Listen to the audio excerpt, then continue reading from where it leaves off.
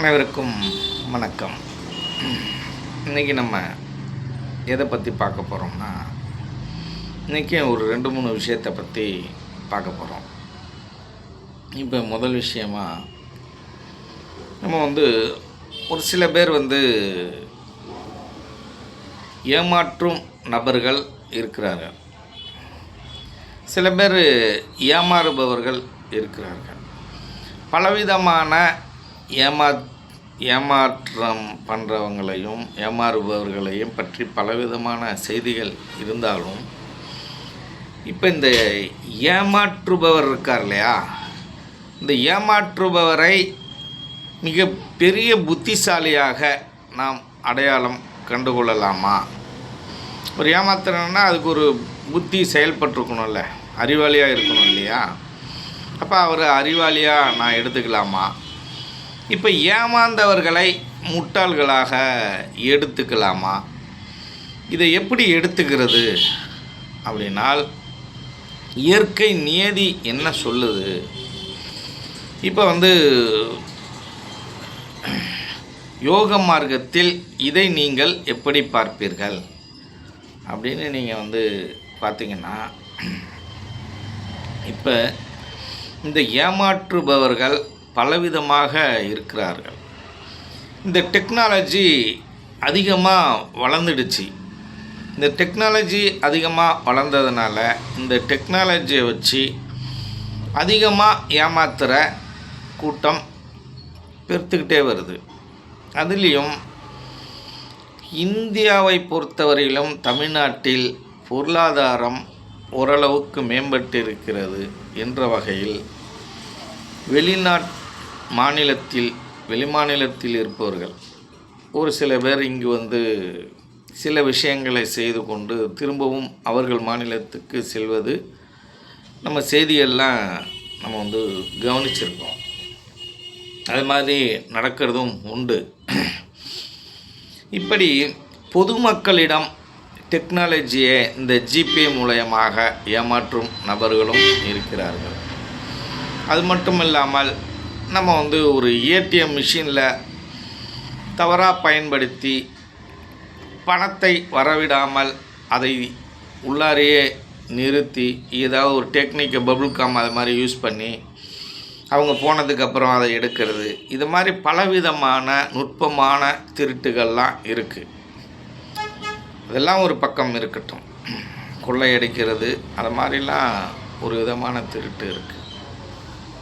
இதில் இந்த மனிதர்களை நயவஞ்சமாக பேசி சூட்சமங்கள் சில செய்து ஏமாற்றும் நபர்கள் ஒரு பிளான் பண்ணி திட்டமிட்டு ஏமாற்றுவார்கள்.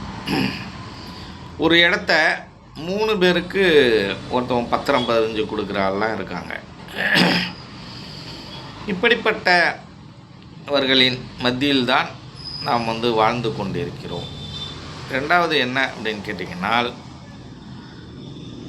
இந்த சட்டத்திட்டங்கள் எவ்வளவோ இருந்தாலும் அந்த சட்டத்திட்டங்கள் சரியாக இங்கே முறைப்படுத்தப்பட்டிருக்கிறதா அப்படின்னால் அதெல்லாம் ஒரு கேள்விக்குறியாக தான் இருக்குது. இந்த தமிழ்நாட்டை பொறுத்தவரையும் இல்லை இந்தியாவை பொறுத்தவரையிலும் தடியெடுத்தவன் தான் தண்டல்காரன் அப்படின்ற மாதிரி அதிகார வர்க்கத்தில் இருப்பவர்கள், மிகப்பெரிய பணக்காரர்களாக கோடீஸ்வரர்களாக இருப்பவர்கள் என்ன செய்கிறார்கள் அப்படின்னு கேட்டிங்கன்னால், அவர்கள் தனக்கு கீழே இருக்கும் மக்களை சில பேர் ஏமாற்றும் வழக்கம் வைத்துக்கொள்வதும் உண்டு. இந்த நிலப்பிரச்சனையில் செய்தித்தாள்கள்லாம் நம்ம நிறையா பார்க்குறோம். அப்படி செய்பவர்களும் உண்டு. அது மட்டுமல்லாமல் மற்ற ஒரு தனிநபர்களை ஏமாற்றும் மனிதர்களும் உண்டு. சரி, எப்படி இருந்தாலும் சரி, இப்போ ஏமாற்றுபவர் மிகப்பெரிய அறிவாளியா, ஏமாறுபவர் மிக சின்னவரா முட்டாளா அப்படின்னு பார்த்தீங்கன்னா இல்லை. ஏமாற்றுபவன் யாராக இருந்தாலும் சரி, அவனே மிக மோசமான முட்டாள். ஏனென்றால் கேட்டால், ஒரு ஒழுக்கத்தை பற்றியோ, அறத்தை பற்றியோ, இயற்கையோட நீதியை பற்றியோ, சட்டத்திட்டங்களை பற்றியோ அவனுக்கு தெரியவில்லை என்றால், அவன் புரிந்து வைக்கவில்லை என்றால், அதன் வழி அவன் வாழ்க்கை முறை இல்லை என்றால், அவனை எப்படி அறிவாளியாக நாம் அடையாளம் கண்டுகொள்வது? அவன் மிக மோசமான முட்டாள்தான். அவனுக்கு வேண்டுமானால் பணம் கிடைத்திருக்கலாம், அதை வைத்து அவன் வாழ்ந்து கொண்டிருக்கலாம். ஆனால் ஒரு காலகட்டத்தில் இதெல்லாம் நடக்காது. நான் ஏற்கனவே சொன்ன மாதிரி, உணவுக்கு பஞ்சம் வரும்போது காசை வச்சுக்கிட்டுலாம் சாப்பிட முடியாது. இப்படி ஏமாற்றுபவர்கள் அறிவாளிகள் அல்ல, அவர்களெல்லாம் அடிமுட்டாள்கள். ஏமாறுபவர்கள் முட்டாள்களா அப்படின்னா இல்லை. சில நேரங்களில் புத்திசாலித்தனமாக நான் ஏமாற்றிவிட்டேன் என்று மார்த்தட்டி கொள்ளும் நபர்கள்லாம் இருக்கிறாங்க. ஆனால் அந்த புத்திசாலித்தனத்தை நல்லவைகளுக்காக பயன்படுத்தணும். ஏழைகளிடமிருந்து பணத்தை அபகரிப்பதற்காக பயன்படுத்தக்கூடாது. அப்படி அவர் ஒரு தனிநபரை பேசி ஏமாற்றுகிறார் என்றால், அந்த தனிநபருக்கு அதை சார்ந்த விஷயங்கள் எல்லாம் தெரிந்திருக்காது. அதை சார்ந்த விழிப்புணர்வு அவருக்கு இருந்திருக்காது. அதன் வகையில் அவர்கள் ஏமாந்திருப்பார்கள். சில பேர் ஆசையின் வழியில் ஏமாற்றுவார். ஆசையை தூண்டி அவர்களை ஏமாற்றுவார்கள். அதாவது நான் உங்களுக்கு வட்டி அதிகமாக தரேன் அப்படி இப்படின்னு சொல்லிட்டு ஆசையை தூண்டி ஏமாற்றும் வழக்கமும் நம் மனிதர்களிடம் உண்டு. சரி, எப்படி செய்தாலுமே நான் ஒரு அப்பா பிள்ளை 2 நபர்களுக்கும் ஒரு சின்ன சண்டை வந்துச்சு. என்ன சண்டை அப்படின்னா, அந்த அப்பாவோட பணத்தை இவன் ஒரு வண்டி வாங்க போகிறேன் அப்படின்னு சொல்லி அந்த பணத்தை வாங்கி ஏமாந்துட்டான். அவன் வண்டி தரேன் அப்படின்னு சொல்லிட்டு அக்கௌண்ட்டில் போட சொல்லி ஏமாற்றிட்டான். ஏமாத்தினவுடனே அந்த அவனுக்கும் வருத்தம், அந்த தந்தையிற்கும் வருத்தம். ஏனென்றால் அது உழைப்பில் உருவான பணம். ஆனால் அந்த தந்தை அவனை இந்த அளவுக்கு நீ முட்டாள்தனமாக ஏமாறுற அளவுக்கு இருக்கிற அப்படின்னு சொல்லிட்டு கேட்கும்போது, அந்த மகன் கூறிய பதில் மிகவும் அவரை ஆச்சரியத்துக்குள்ளாக்கியது. எனக்கு ரொம்ப பிடிச்சிருந்தது. அது என்ன அப்படின்னா, நான் யாரையும் ஏமாற்றவில்லைப்பா, நான் தான் ஏமாந்துருக்கேன். நான் யாரையாவது ஏமாத்தினா தான் நான் வெட்கப்படணும், நான் துயரப்படணும். ஆனால் என்ன தான் இன்னொருத்தவன் ஏமாற்றிருக்கான். நம்ம காசு போச்சு, ஆனால் சம்பாரிச்சிக்கலாம். ஆனால் நான் யாரையும் நம்பிக்கை துரோகம் பண்ணியோ இல்லை நான் ஆசை வார்த்தை காட்டியோ யாரையும் ஏமாற்றவில்லை அப்படின்னு அவன் ஒரு பதிலை சொன்ன உடனே அந்த தந்தை என்ன சொன்னார் அப்படின்னா, அவர் ஏற்றுக்கொண்டார். நீ சொல்வது சரியானது தான், ஆனால் இருந்தாலும் பண விஷயத்தில் நாம் கொஞ்சம் ஜாக்கிரதையாக இருக்க வேண்டும் என்று அவர் கூறினார். அந்த பையன் சொன்ன பதில் யாரிடமிருந்து வந்ததென்றால், அவர் தந்தையிடம் இருந்து வந்தது தான் அது. அப்பொழுது அவன் சொன்ன பதில் நமக்கு ரொம்ப பிடித்திருந்தது. அதேபோல் ஒருவன் மற்றவரிடம் ஏமாறுகிறான் என்றால் அவன் புத்திசாலி என்று அவன் நினைத்து கொள்ளலாம். ஆனால் உண்மையில் புத்திசாலி யார் என்றால், ஏமாறுபவர்கள்தான் மிக பெரிய புத்திசாலி. ஏனென்றால் இந்த இயற்கை கட்டமைப்பு படி இவர் ஒழுக்கமாகவும் சரியாகவும் தான் வாழ்ந்திருக்கிறார். ஆனால் அவர் எப்படி ஏமாறுவார் என்று அந்த திட்டங்களை பற்றி அவருக்கு தெரியாது. அனுபவம் இல்லாத ஒரு தன்மை. அந்த அனுபவம் இல்லாததனால் அவர் ஏமாந்து விட்டார். இதேபோல் அனுபவம் இல்லாத நிறைய நபர்கள் தற்செயலாக பேசிக்கொண்டு இருக்கும் பொழுதே அவர்கள் யதார்த்தவாதிகள், பாமரர்கள் என்று நிறைய பேரை ஏமாற்றும் வழக்கமாக நிறைய பேர் இருக்கிறாங்க.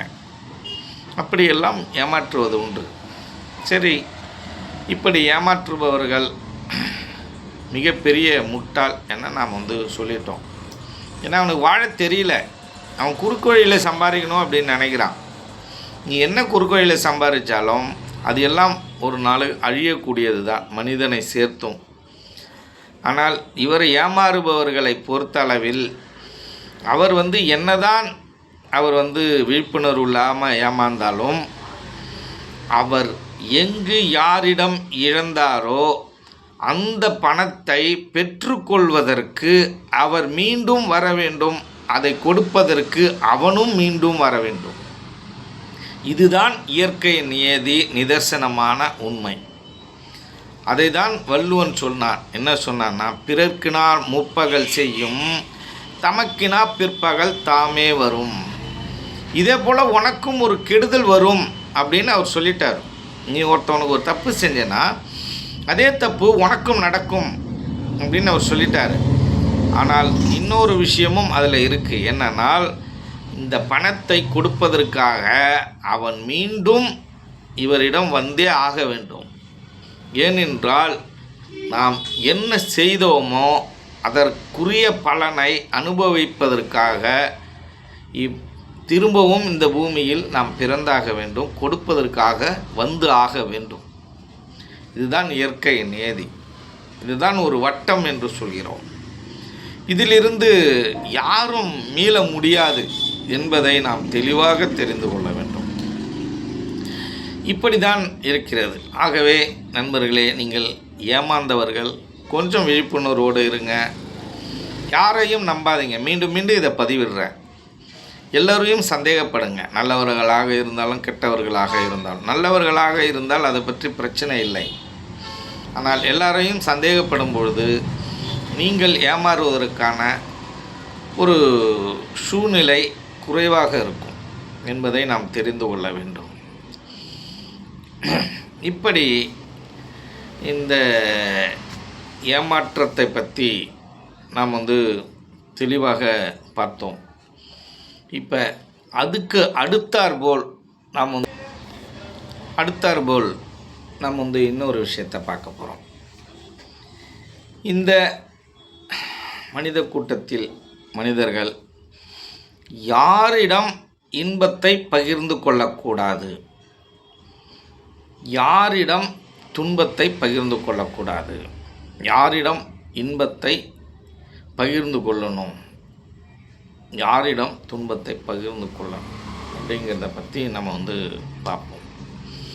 யார்கிட்டலாம் இன்ப துன்பங்களை பகிர்ந்து கொள்ளலாம், பகிர்ந்து கொள்ளக்கூடாது அப்படிங்கிறத பற்றி பார்ப்போம். இப்போ இன்பம் இருக்குது இல்லையா? இன்பத்தை பொறுத்தவரையிலும்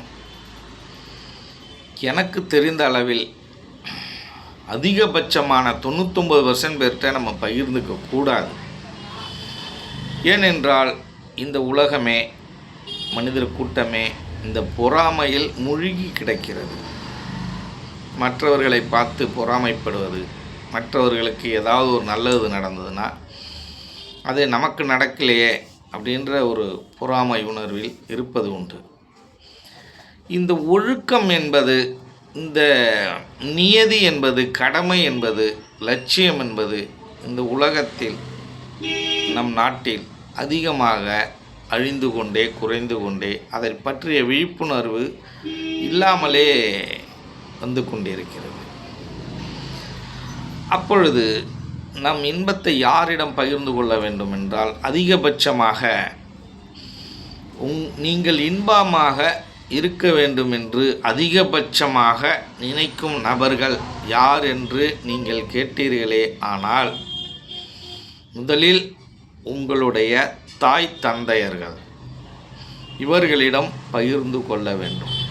அதுக்கு அடுத்தாற்போல் உங்களுடைய பாட்டன் பாட்டிகள், மூதாதையர்கள், தாத்தா பாட்டி அந்த மாதிரி இருக்கிறவங்க.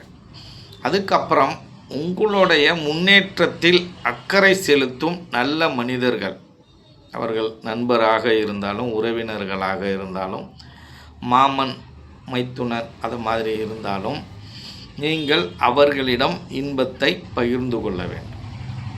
ஏனென்றால் உங்கள் மீது அக்கறை செலுத்துபவர்களாக இருக்கணும். அக்கறை செலுத்துவது போல் நடிக்கும் மனிதர்களாக இருக்கக்கூடாது. இந்த நடிக்கும் மனிதர்களை நாம் அடையாளம் கண்டுகொள்ளவே முடியாத அளவுக்கு இந்த உலகம் இருக்கிறது. ஏன்னா எல்லாருமே அப்படி தான் இருக்காங்க. இப்போ யாரை நான் அடையாளம் கண்டுகொள்வது அப்படின்ற ஒரு பிரச்சனை இந்த மனிதரிடம் இருக்குது.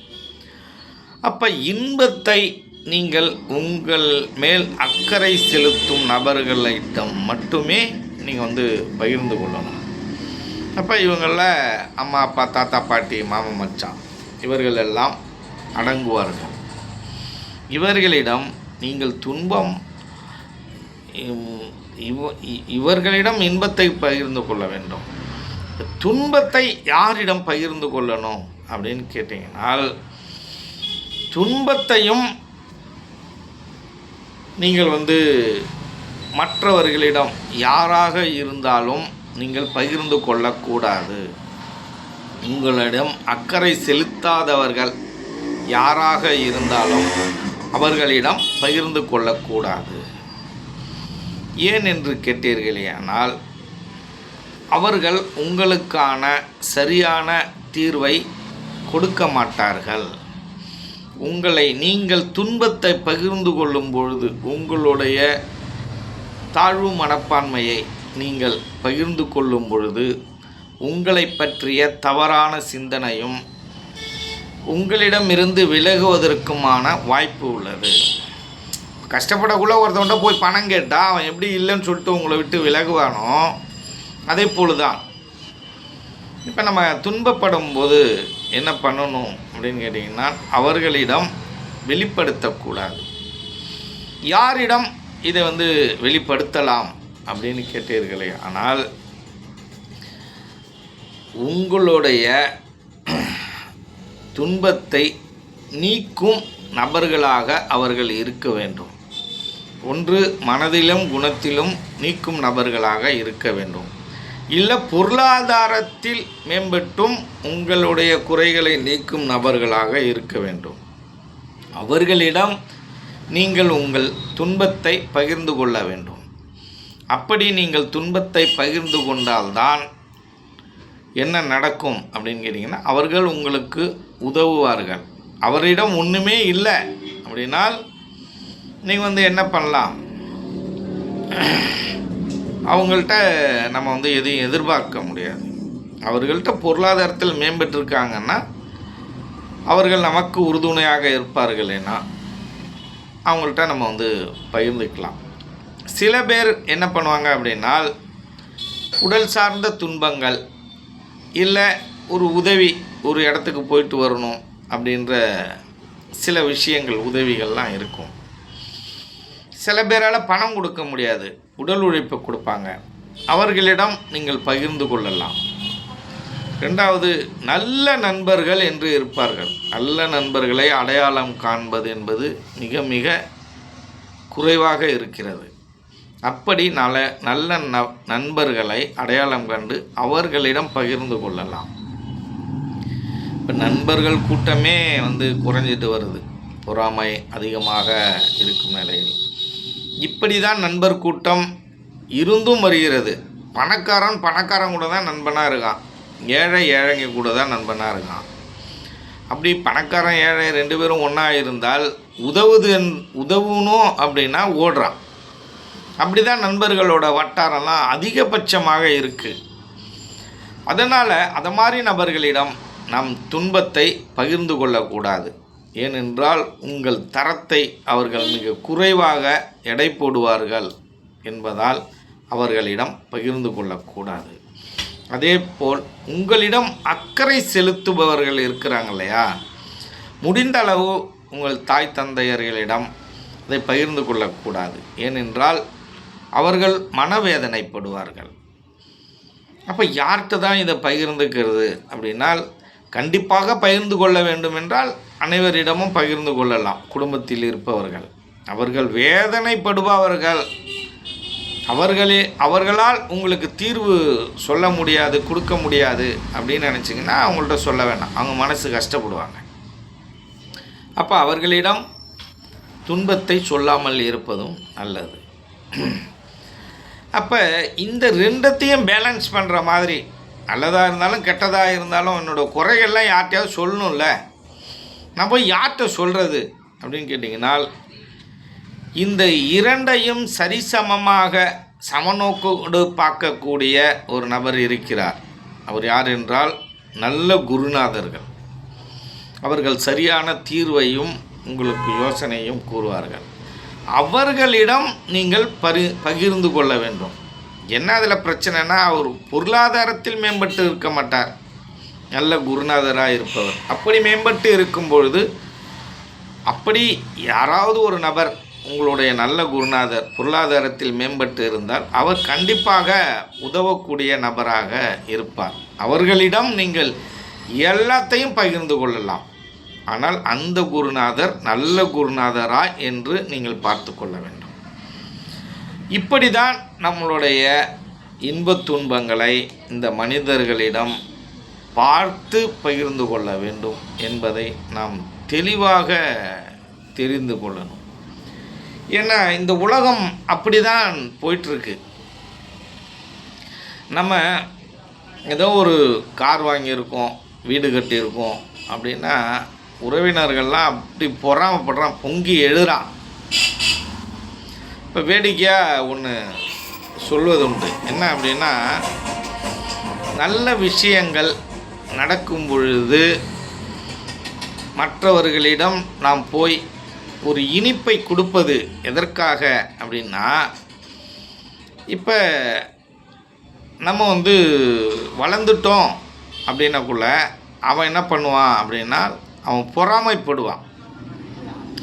அந்த பொறாமைப்படும் பொழுது அவனுடைய எண்ணம் அவனை குறைக்கும் இல்லையா? அப்போ அந்த இனிப்பை கொடுத்து சமன்படுத்துவதற்காக அந்த இனிப்பை நாம் கொடுப்போம். இப்போ நிறைய பேருக்கு ப்ரெஷர் ஏறிடும். நம்ம முன்னேறிட்டோம் அப்படின்னாலே ப்ரெஷர் ஏறிடும். அதை மாதிரி நபர்களுக்கு நம்மளால் என்ன செய்வது? ஒன்றுமே செய்ய முடியாது. அப்போ அவர்களுக்கு அவரோட ப்ரெஷரு ஏறும்பொழுது அதை குறைப்பதற்காக என்ன பண்ணலாம்? ஒரு ஸ்வீட்டை கொடுக்கலாம். ஒருவேளை அதற்காக அப்படி தான் கண்டுபிடிக்கப்பட்டதோ என்னவோ தெரியவில்லை. இப்படி இந்த மனித கூட்டம் என்ன பண்ணியிருக்கு அப்படின்னு கேட்டிங்கன்னா, மற்றவர்களை பார்த்து பொறாமைப்படுவதும், ஒரு தன் வாழ்க்கையை பற்றி நினைக்காமல் மற்றவர்களை பற்றி கொண்டு அவர்களை சிந்தித்து கொண்டு வாழும் கூட்டமாகவே இந்த மனிதர் கூட்டம் மாறி வருகிறது. நான் ஒழுக்கமாக வாழ வேண்டும், நான் நிம்மதியாக வாழ வேண்டும், எளிமையாக வாழ வேண்டும், இப்படி நினைக்கும் நபர்கள் இந்த உலகத்தை பொறுத்தவரையும் குறைந்து கொண்டே வருகிறார்கள். வருங்காலத்தில் இதெல்லாம் எடுத்து கூறுவதற்கும் இதை பற்றி உங்களிடம் பேசுவதற்கும் பகிர்ந்து கொள்வதற்கும் சரியான நபர்கள் இருப்பார்களா அப்படிங்கிறதே ஒரு கேள்விக்குறியாயிடம் போல இருக்குது. ஏன்னா நீங்கள் போய் ஒரு கூட்டத்தில் ஒரு கூட்டம் கூடுதுன்னு வச்சுங்க, அந்த கூட்டத்தில் ஆரோக்கியமான பேச்சுவார்த்தைகள் இருக்கா? ஒரு நண்பர் கூட்டம் கூடுதுன்னே வச்சுவோம், ஆரோக்கியமான பேச்சுவார்த்தை இருக்கான்னா இல்லை. அங்கே எப்படி இருக்குன்னால் அவர்களை சார்ந்தே பேச்சுவார்த்தைகள்லாம் இருக்குது. இப்போ டின்னர் எங்கே சாப்பிட்லாம், இந்த வீக்கெண்டில் எங்கே போகலாம், என்ன செய்யலாம் அப்படின்னு அந்த கூட்டத்தை, அந்த ஏஜ் இருக்கு இல்லையா, அந்த வயதுக்கு தகுந்தாற் போல் உரையாடல் தான் இருக்குது. நல்ல விஷயங்களை பேசுவது. நம் பக்கத்து வீட்டில் ஒருத்தர் இருக்கார், அவர் ரொம்ப சிரமப்படுறாரு, அவர்களுக்கு உதவுறதுக்கு ஏதாவது செய்யணும். ஏன் எழுத்த வீட்டில் நல்லா படிக்கிற குழந்தை இருக்கான், அவங்க அப்பாவால் படிக்க வைக்க முடியல, அதற்கு எப்படி உதவுவது? இந்த உலகம் இப்படி போய்கொண்டிருக்கிறது, நம் நாடு இப்படி மோசமான நிலையில் இருந்து கொண்டிருக்கிறது. இதை முன்னேற்றுவதற்கான வழி, ஒரு தரப்பினரை ஒரு தரப்பினர் விழுங்குறான், இதிலேருந்து அவர்களை எப்படி மீட்பது, இப்படி சமூகத்தை சார்ந்த சிந்தனைகளும் பேச்சுகளும் இந்த மனித கூட்டத்தில் இல்லை என்றே சொல்லலாம். இல்லை என்றால் மிக மிக மிக குறைவாக உள்ளது என்றே கூறலாம். அங்கும் இங்குமாக 1-2 பேர் இதை பற்றி பேசுவது உண்டு. அது முதிர்ந்த காலத்தில். வயது முதிர்ந்ததுக்கு அப்புறம் அதை பேசி என்ன பண்ண போகிறோம்? வயது முதிர்ந்துச்சு, செயல்பட முடியல, செயல்படாத நிலையில் அதை பேசி என்ன பண்ண போகிறீங்க? இல்லை, அதை உற்சாகமாக செய்யும் நபர்களிடம் நீங்கள் பேசலாம். வேண்டுமானால் எனக்கு செயல்படலை, அவர்களை உற்சாகப்படுத்தி நான் செய்ய வைக்கிறேன் அப்படின்னால் அது சரியானது தான். ஆனால் என்னால் செயல்பட முடியலன்னா வயசான காலத்தில் பேசி ஒரு பிரயோஜனமும் இல்லை. நம்ம ஒரு குறிப்பிட்ட வயதில் இருக்கும் பொழுது அதற்கான உடல், பொருளாதாரம் எல்லாம் நம்மளிடம் சரியாக இருக்கும் பொழுது சரியாக சிந்தித்து நாம் செயல்படுவது என்பது தான் இங்கு சரியாக இருக்கும். வயசான காலத்தில் ஆன்மீகத்தை பற்றி பேசுகிறது, இந்த மற்றவங்களுக்கு உதவுறதை பற்றி பேசுகிறது, இதெல்லாம் எந்த விதமான பிரயோஜனமும் இல்லை. பேசிக்கிட்டே இருக்கலாம், ஆனால் செயலுக்கு வராது. அப்போ அந்தந்த வயதில் அதற்கான ஒரு ஒரு பேச்சு வடிவமோ செயல் வடிவமோ இருக்கணும். அந்த வகையில் ஒரு சிலர்கள் அதை சார்ந்து செய்வதும் நம்ம பார்க்குறோம். அவர்கள் மற்றவர்களை உற்சாகப்படுத்தும் அளவிலும் ஒரு வழிகாட்டியாகவும் இருக்கிறார்கள் என்பதில் எந்த விதமான மாற்று கருத்தும் இல்லை. இப்போ டெக்னாலஜி வளர்ந்ததுனால, யூடியூப்பு, ஃபேஸ்புக்லாம் வளர்ந்ததுனால நிறைய உதவிகள் பகிரப்படுது. இப்போ நம்மளே என்ன பண்ணுறோம், நிறைய பேர் அதை மாதிரி கேட்குறாங்க. அவன் சரியாக கேட்குறானா சரியில்லாமல் கேட்குறானா அதை பற்றிலாம் கவலைப்படுறதில்ல. நம்மளால் என்ன முடியுமோ அதை செஞ்சிடறது. நம்மளால் ஒரு 100 ரூபா அவங்க அக்கௌண்ட்டுக்கு போட முடியுது, இல்லை 1000 ரூபா போட முடியுது அப்படின்னா போட்டுறது தான். அதை வச்சுக்கிட்டு என்ன பெருசாக என்ன பண்ணிட போகிறான்? ஒரு பிச்சைக்காரர் பிச்சை எடுக்கும் ஒரு வழக்கம் இருக்குது. அவர் ஒரு நல்ல உடல் பருமன் உள்ள நபர் தான். அவரிடம் நம்ம ஒரு 5 ரூபாயோ இல்லை 10 ரூபாயோ 2 ரூபாயோ கொடுக்கறதுக்கு சில பேர்லாம் யோசிப்பாங்க. அப்படி ஒரு நபர் யோசிக்கும் பொழுது நாம் என்ன சொன்னோம் அப்படின்னா, அவன் உழைக்கிறதில்ல அப்படின்னு ஒரு முடிவு பண்ணிட்டான், மாற்ற முடியாது. நம்ம சொன்னாலும் அதை கேட்க மாட்டான். 2வது, நீங்கள் கொடுக்கும் 5 ரூபாயும் 2 ரூபாயும் 10 ரூபாயும் வச்சு அவன் பெருசாக வாழ்ந்துட போகிறதில்ல. அவன் அதை ஏதோ உணவுக்காக எதுக்கோ செலவிடுறான். அதை வச்சு அவன் சந்தோஷமாக இருக்கிறான்னா, இதை வச்சுட்டு அவன் பெரிய மாடி வீடு ஒன்று கட்ட போகிறதில்ல. அதை வச்சுக்கிட்டு அவனுடைய தேவைகளில் தான் தீர்த்துக்க முடியும். இதுக்காக இந்த அளவுக்கு யோசிக்காதீங்க, பரவாயில்ல நீங்கள் கொடுத்து விடுங்க அப்படின்னு சொல்லி அவர்கிட்ட சொல்லி கொடுக்க சொன்னேன். இதுலேருந்து என்ன புரியுது அப்படின்னா, நம்மள்டேருந்து ஏமாற்றி சில பேர் வாங்கினாலும் அதை வைத்து அவன் பெரிய அளவில் ஒன்றும் வளர முடியாது. ஏதோ அந்த நேரத்திற்கு அவன் சந்தோஷமாக சில விஷயங்கள் செய்து கொள்ளலாமே தவிர, நம்ம பெருசாக நம்மள்டேருந்து அவன் ஒன்றுத்தையும் எடுத்துகிட்டு போக முடியாது. ஆனால் இதை நாம் தெரிந்து கொள்ள வேண்டும். என்னன்னு கேட்டிங்கன்னா, இந்த சின்னதாக இந்த பிச்சை எடுக்கிறவனெல்லாம் நம்ம பிச்சை எடுப்பவர்கள்லாம் நம்ம விட்டுடுறோம். இந்த சின்ன திருடர்கள்லாம் விட்டுடுறோம். நம்ம பெரிய பெரிய திருடர்கள் இருக்காங்க. 1000 கோடி, 2000 கோடி, 3000 கோடி, 5000 கோடி, 10,000 கோடி இதெல்லாம் திருடுறானே, இவனையெல்லாம் என்ன பண்ணுறது? இவனையெல்லாம் நாம் என்ன செஞ்சுருக்கோம் அப்படின்னா, சல்யூட் அடிக்கிறோம், அவனெல்லாம் மரியாதை கொடுக்குறோம், அவர்களையெல்லாம் பெரிய மனிதர்கள் என்று நினைத்து நாம் மதிக்கிறோம். எப்படி இருக்குது நம்மளோட சமுதாயம் பாருங்கள். அப்போ கம்மியாக திருடுறவன் பேர் திருடன், அதிகமாக திருடுறவன் பேர் நியாயஸ்தான். இப்படி தான் இந்த சமூகம் கட்டமைக்கப்பட்டிருக்கு. இப்படி தான் ஏமாற்றப்படுது. எது திருட்டுனே தெரியாத அளவிற்கு தான் இந்த மனித கூட்டம் வாழ்ந்து கொண்டிருக்கிறது. அதற்கான விழிப்புணர்வு மிக மிக குறைவாக உள்ளது. இதை பகுத்து பார்க்கும் அளவிற்கெல்லாம் இந்த மனித கூட்டம் இல்லை. ஏதோ கொஞ்சம் பேர் அங்கேயும் இங்கேயுமாக இது சம்பந்தமாக பேசுவதும் இது சம்பந்தமாக காணொளி இடுவதும் ஒரு வழக்கமாக இருக்குன்னு வச்சுங்களேன்.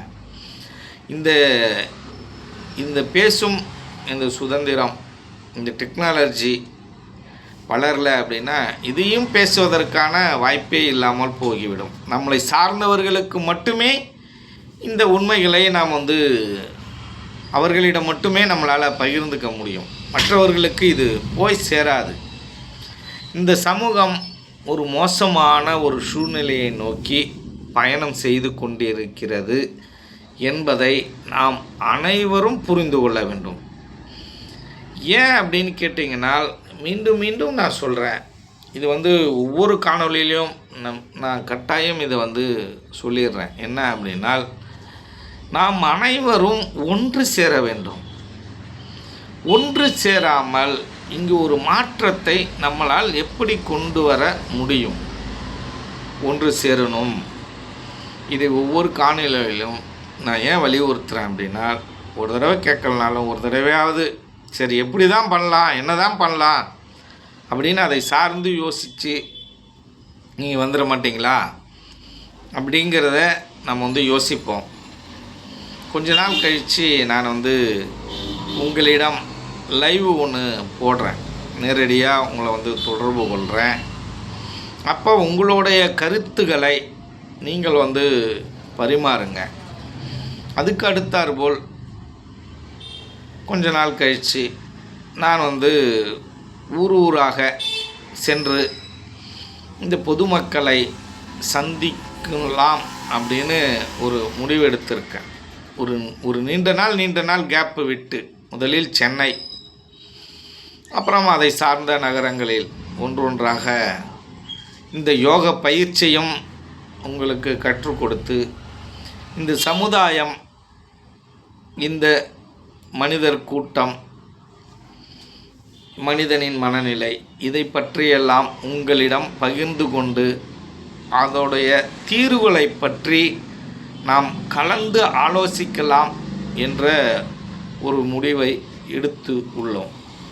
அது மட்டுமல்லாமல் இந்த ஆன்மீகம் சார்ந்த விழிப்புணர்வை இந்த மனிதனுக்கு நாம் கண்டிப்பாக பகிர்ந்து கொடுத்தே ஆக வேண்டும். ஆதலால் ஒவ்வொரு ஊரிலும் இந்த ஆன்மீக விழிப்புணர்வு பேரவை என்று ஒரு நிகழ்ச்சி நடத்தலாம். இல்லைன்னா ஆன்மீக மாநாடு நம்மளால் நடத்த முடியாது. ஒரு பேரவையாக தான் நம்ம அதை பண்ணலாம். ஒரு சின்னதாக ஒரு 1000 பேர் 2000 பேர் கூடி ஆலோசிக்கும் அளவிற்கு ஒவ்வொரு ஊரிலும் அந்த கருத்தரங்கம், இல்லைன்னா பேரவை கூட்டம், இல்லைன்னா சின்னதாக ஒரு மாநாடு, அதாவது 2000 பேர், அதை மாநாடு என்று சொல்வதற்கு இடமில்லை.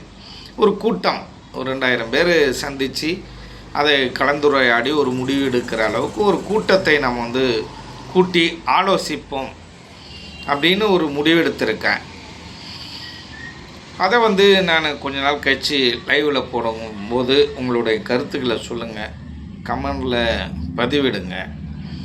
நம்ம எல்லாரும் மாதிரி நம்மளும் இங்கே சாப்பாட்டை சாப்பிட்டுட்டு டெய்லி நம்மளுடைய சமகால மனிதர்கள் மாதிரி, பாரதி சொன்ன மாதிரி வெந்த சோத்தை தின்னுட்டு நித்தம் சோறு தின்று அப்படின்னு சொல்லுவாங்க இல்லையா, அதை மாதிரி எல்லாரும் போலையும் நம்மளும் எல்லார மாதிரி வாழ்ந்துட்டு எல்லார மாதிரியும் சாகிறதுக்கு நம்ம இங்கே வரல.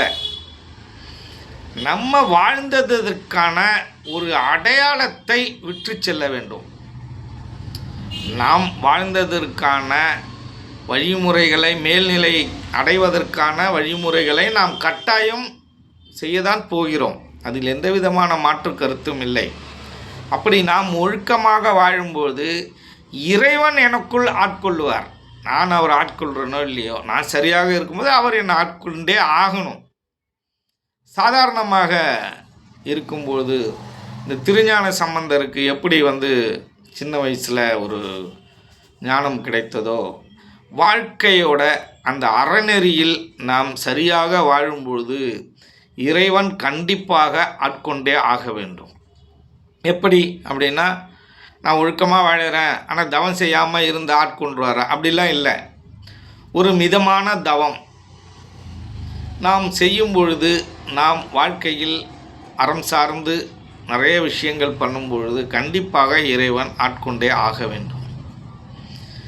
ஏனென்றால் நாம் கர்மாவை கரைத்து கொண்டே இருக்கும் பொழுது, அது கறந்துடுச்சுன்னா கண்டிப்பாக இறைவன் ஆட்கொண்டே ஆகும். ஒருத்தவனுக்கு பாவமும் இல்லை, புண்ணியமும் இல்லை, இந்த பூமியில் அவனால் வாழவே முடியாது. இறைவன் ஆட்கொண்டே ஆகும். வேறு வழியே இல்லை. அதை நாம் தெளிவாக தெரிந்து கொள்ள வேண்டும். அதுபோல் டெய்லி சாப்பிட்டுட்டு தூங்கி எந்திரிச்சு நம்மளும் ரெண்டு குழந்தைங்களை பெற்று குடும்பத்தை உருவாக்கிட்டு நம்ம ஒரு நாள் திடீர்னு சாகிறதுக்கான கூட்டம் நம்மளோட கூட்டமாக இருக்கக்கூடாது. நாம் வாழ்ந்ததுக்கு என்று ஒரு அடையாளம் இருக்கணும், ஒரு நன்மை இருக்கணும். ஏதாவது இந்த பூமியில் நம்ம விட்டுட்டு செல்லணும். நமக்கு அப்புறம் இந்த அறம் சார்ந்த விஷயங்கள் தொடர்ந்து நடப்பதற்கான சில வழிமுறைகளை நாம் செய்துவிட்டு செல்ல வேண்டும் என்பதில் நாம் பார்க்கும் அனைவரும் உறுதியாக இருக்க வேண்டும். ஏனென்றால் எல்லாரும் நாம் முப்பாட்டன், நம்ம அப்பா எல்லாமே இங்கே இந்த குடும்ப வாழ்க்கையில் ஈடுபட்டு குழந்தைய பற்றி சாப்பிட்டுட்டு கொஞ்சம் சொத்தை சேர்த்து வச்சுட்டு உடனே செத்துருக்காங்க. அப்புறம் அவங்க குழந்தைய உருவாக்கி இப்படி தான் நடந்துக்கிட்டு இருக்குது. இதை மாதிரி ஒரு சாதாரண இந்த விஷயங்களை மிருகங்களும் செய்து, இதற்காகவா நம்ம வந்தோம்? நம்ம உடம்புக்குள்ளே உத்தமனை காண்போம், இறைவனை அடைவோம். இது மட்டுமல்லாமல் நாம் சிவானந்த பரமஹம்சர் மாதிரி, இல்லை இன்னும் சில மகான்கள் மாதிரி இந்த உலகத்திற்கு இதை பகிர்ந்தும் கொடுப்போம். இந்த ஞானத்தையும் யோகத்தையும் பகிர்ந்தும் கொடுப்போம்.